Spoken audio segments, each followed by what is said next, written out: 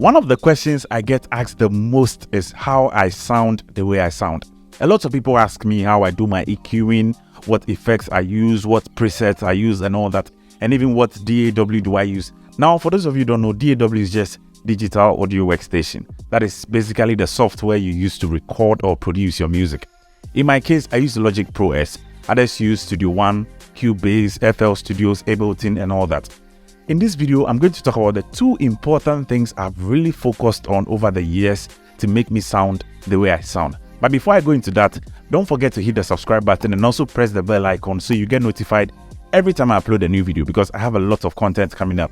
Gear reviews, lessons, and a lot of amazing content. Now, on to today's video. Over the years, I've managed and tried my best to sound exactly the same. And I've considered two important things, which is my fingers and knowing my instrument.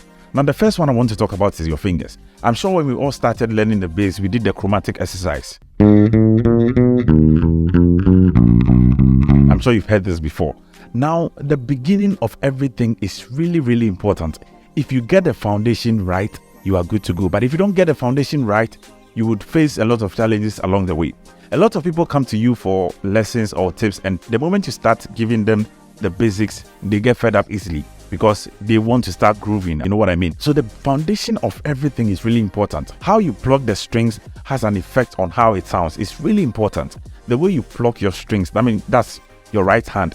The way you also control the notes with your left hand has an effect on how it sounds. Now listen to this. When I pluck my strings at this part of the bass, which is closer to the bridge, listen to how it will sound. I'm just doing D octave higher and lower.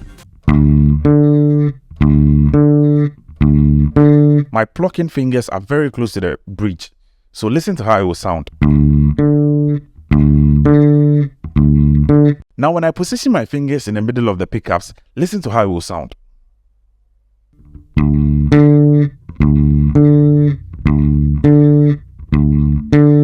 When I move all the way to the fretboard, listen to how it will sound.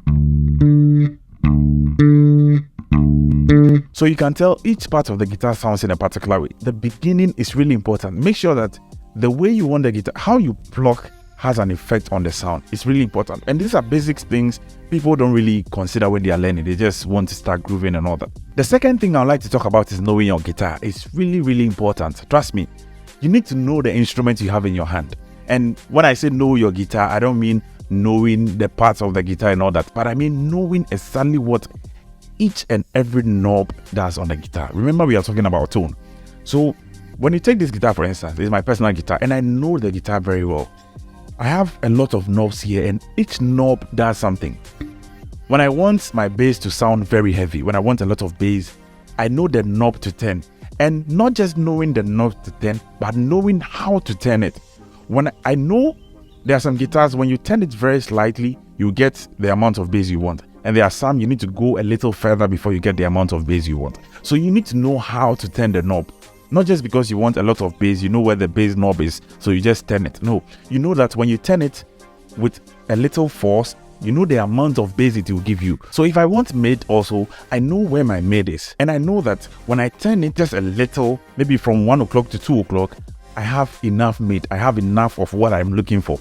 And there are some guitars you would have to go from 1 all the way to maybe 3 or 4 before you get what you are looking for. So you need to know your guitar. A lot of people just consider volume, bass, treble, and maybe some highs. You don't just go turning the knob because you know it will give you more bass. You need to know the amount of bass you are looking for. So before I pick up the bass for a studio session or maybe to do a cover, I know how I want to sound in my head. And I know exactly the knob I am going to. And I know how I will turn it. And when I turn it, I know the amount of bass or mid or whatever it's going to give me. So please, the beginning is always one of the most important parts of everything in life. When you start learning the bass, make sure that you take the beginning very serious.